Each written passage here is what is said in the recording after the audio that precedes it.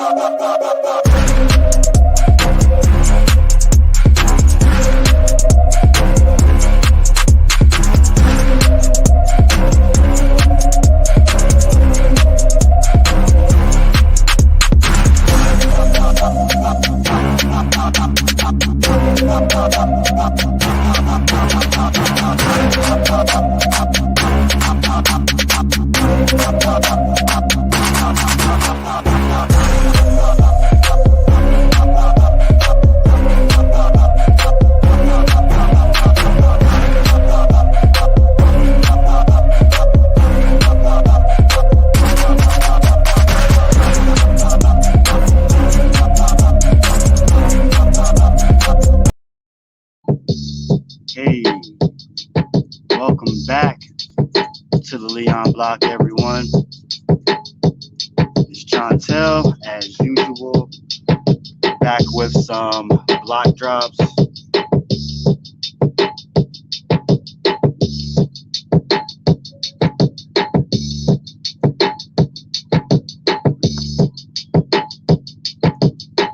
So, the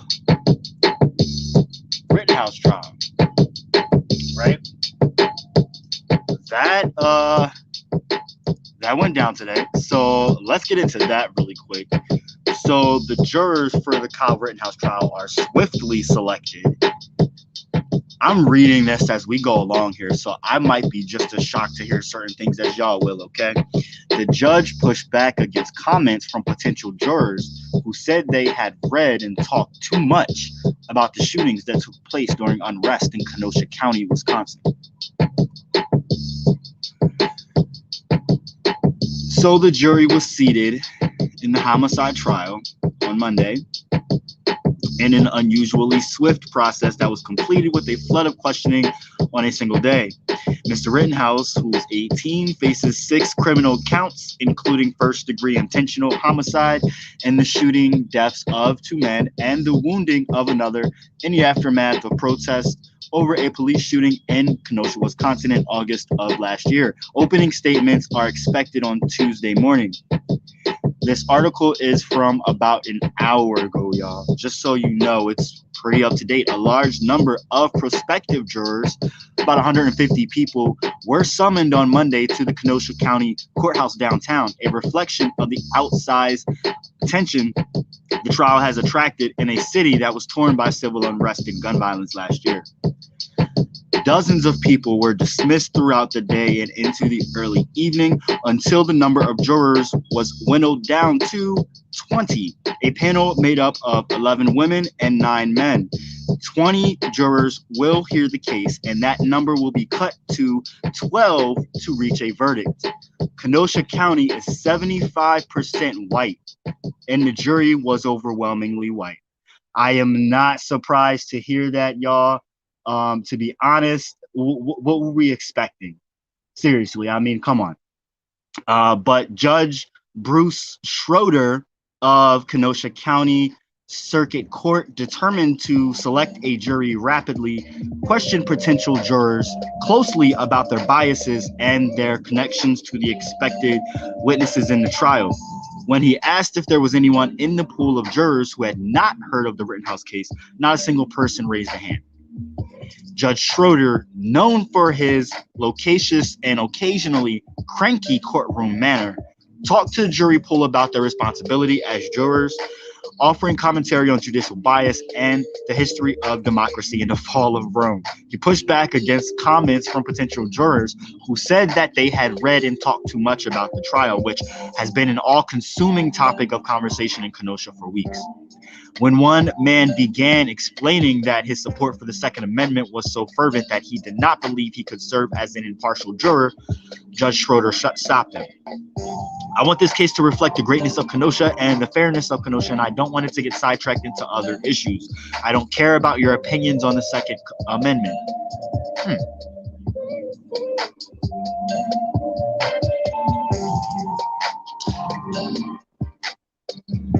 So they go into breaking down the demographics of Kenosha, which looks like it's pretty nearly split politically. Many people in the juror pool said that they not only had they followed the news in the Rittenhouse case, but they had formed such deeply held views on it that they were not comfortable serving on the jury. I just can't see how I can get it off my head, one man told the judge of his opinions before he was dismissed. My opinion is set stone in this, said another man. One woman said her husband had such strong feelings about the Rittenhouse case that serving on a jury whose decision went against his view meant, she said in a quavering voice, that she would not want to go home. A prosecutor asked the potential jurors if they had given money to Rittenhouse's defense fund, if they or family members had participated in the demonstrations in August, and if they agreed that human life was more valuable than property.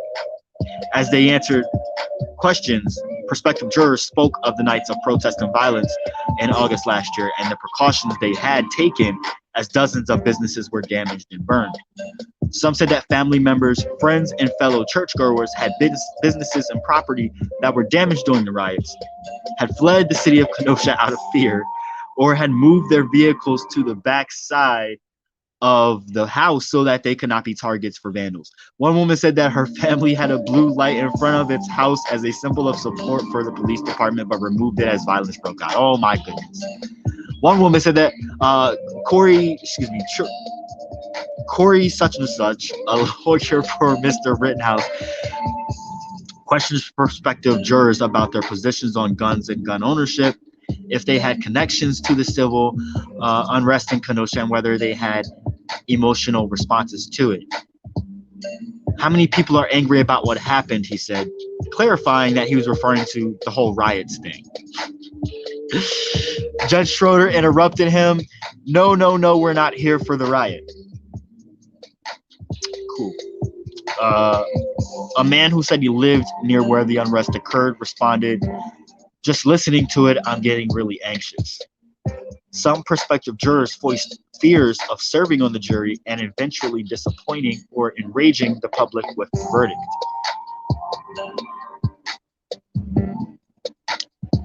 Seeing how sketched out a lot of people are and how people have such deeply biased views in the area about this case, I don't understand how this Judge Schroeder came to such a swift choosing of the jury. I mean, it doesn't really disclose that part in the article. So I'm going to go ahead and drop that in the comments as well. Again, if you're watching from YouTube, it'll be in the comments. You can check it out on YouTube, and it'll be at the end. You can check it out as well. Make sure you subscribe to YouTube, Facebook, Twitter, Instagram, TikTok.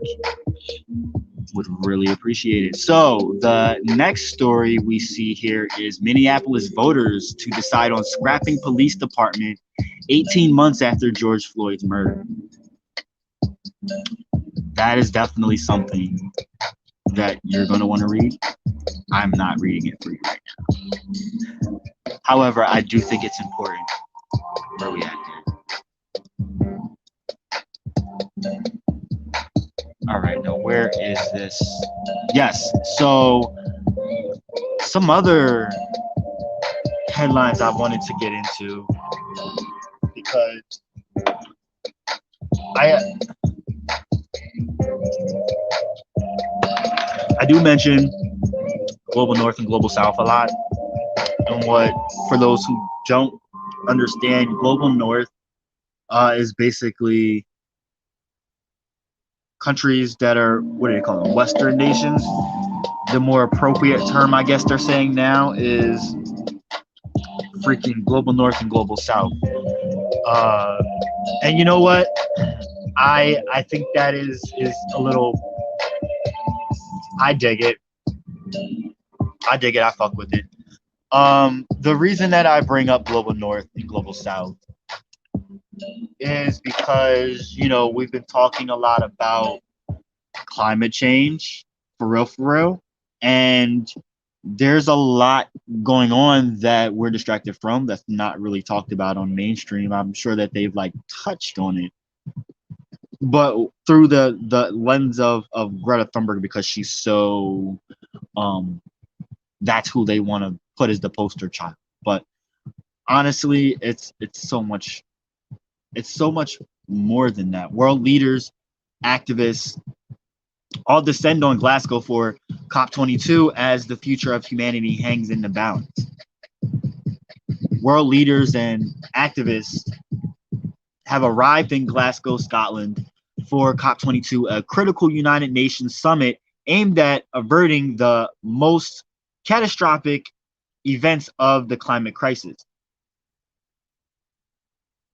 A recent UN emissions gap report showed that current contributions and commitments by nations to reduce emissions aren't nearly enough to avert a planetary disaster. Well, of course it's not. What the fuck do you expect? And I had a meme. I don't know if I put it in the past two episodes of memes, quotes, and thoughts, but I have it somewhere. Talking about the fact that, like, when uh when COVID happened, initially, um basically it's not us that's contributing to the most to the issue of climate change. Clearly, it's not us as individual people that's doing the most damage. It's these fucking corporations, man. So there's a serious risk that Glasgow will not deliver. Several recent climate announcements might leave the impression of a rosier picture. Unfortunately, this is an illusion. The current nationally determined contributions, formal commitments by governments, still condemn the world to a calamitous 2.7-degree increase. There are serious questions of credibility. We see dangerous levels of mistrust among the big powers, among members of the G20, and between developed and developing countries.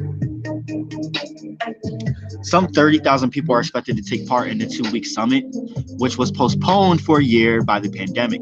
Climate activists have been gathering in Glasgow to push world leaders to take more drastic action, like ending government subsidies for fossil fuels and divesting from coal, oil, and gas. The thing is that they're saying that this year was the whitest year on record, as the pandemic and restrictions due to the pandemic have made it tougher for poorer countries to show up to COP22 and therefore have their voices be heard. And with that being said, that leads to a lot of issues with these national corporations that come into these poor countries. The exploitation is going to accelerate, you would think, right?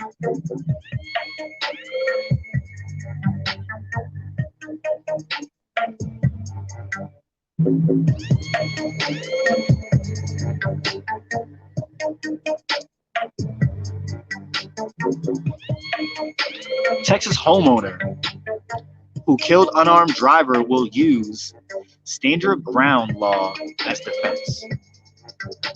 Caught my attention. In Texas, a San Antonio area homeowner will use the state's stand your ground laws to defend himself against a murder charge after he shot and killed a motorist who pulled into his driveway, apparently because the driver was lost. 65-year-old Terry Turner, who is white, fatally shot unarmed 31-year-old Adil Dioui, who was of Moroccan origin. Though the driver's side window of his car, as he was turning around in Turner's driveway, Turner said in an affidavit he believed the guy was armed and that he fired his handgun in self-defense. You gotta be fucking kidding me. The victim's family and attorney say it took nearly 2 weeks of calls to the Texas Rangers and the state's Department of Justice before police finally arrested Terry Turner. You have got to be kidding me. No, I'm not. This is America. Listen to this. Philly bans cops from stopping drivers for low-level traffic violations. Philly has become the first major U.S. city to ban police from stopping cars for low-level traffic violations in an effort to reduce dangerous interactions between racist police officers and motorists of color. Police data from 2018 to 2019 showed black drivers represent 72% of the traffic stops in Philly, even though black residents only make up 42% of the city's population. A recent study by the New York Times found police officers across the U.S. have killed over 400 drivers or passengers who were not armed with a deadly weapon in the past 5 years. Only 5 of those officers have been convicted of crimes.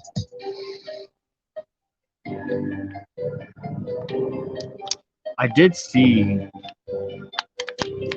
something else on information about Philly police. I gotta find it. I know I have it somewhere. Labor Board ruling boosts union drive of Buffalo, New York Starbucks workers. Supreme Court hears arguments on Texas's near total ban on abortion. The Supreme Court is hearing arguments today on Texas's new law outlawing most abortions. The majority conservative court is considering challenges from abortion providers in the Biden administration on the nation's strictest anti-choice law, which deputizes private citizens to enforce the ban and violates the constitutional right to an abortion enshrined in Roe v. Wade. As we all know. Hi, man.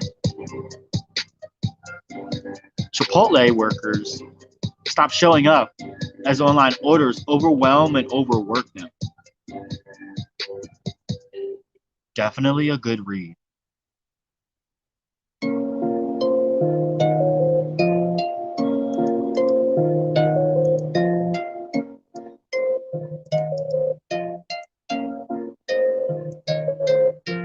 All right, so there's a few stories for y'all. I'm really interested to hear more about the story of the Texas homeowner, Terry Turner. It's just a mugshot of him. Just looks bleh. I don't know. Homeboy looks like a creep. Looks like he's done this before and probably got away with it.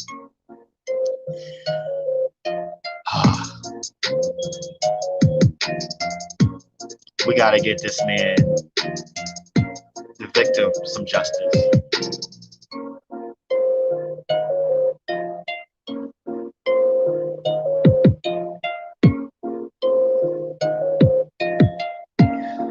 All right, so you can check all of the links in the comments for y'all. Make sure you are liking, subscribing, sharing, following. Make sure you can check out past episodes as well. We do have some more interviews coming up very soon, later this week. New topics coming at you as well. And if there are some topics that I have not touched on, not even in the slightest, definitely message us. You can message us at any time. You can actually post to the Leon Block on Facebook and shoot your shit out. People don't know that because they don't utilize it, but you actually can. And if you got a topic that you want to shout out, by all means, do it. There's actually some topics that I need to go through that some people have thrown at me too. Another night, another time. Tonight it's all about the block drops because there was a couple stories that just needed to get out there. Make sure you are staying updated on the Rittenhouse trial. I will be providing more information on that as we go along. Actually, no, I don't want to say that because Fox News just released an article and I'm not reading what they posted. I just nope. But yeah, I will keep you posted on more information about the Kyle Rittenhouse trial and more specifically the jurors and how that pans out. Also, remember, Minneapolis voters decided on scrapping police department. So we've got Minneapolis, scrapping police department. We've got Philly banning low-level traffic violations, the first city in the nation to do so. Those are positives right there. Some hope, little shimmer of hope. So let's see how that pans out. Going forward for the rest of the year. If there's anything else y'all want to shout out, feel free to drop it in the comments. Share with your friends, share with your loved ones, and make sure you are liking and subscribing, y'all. Be safe. Have a good night.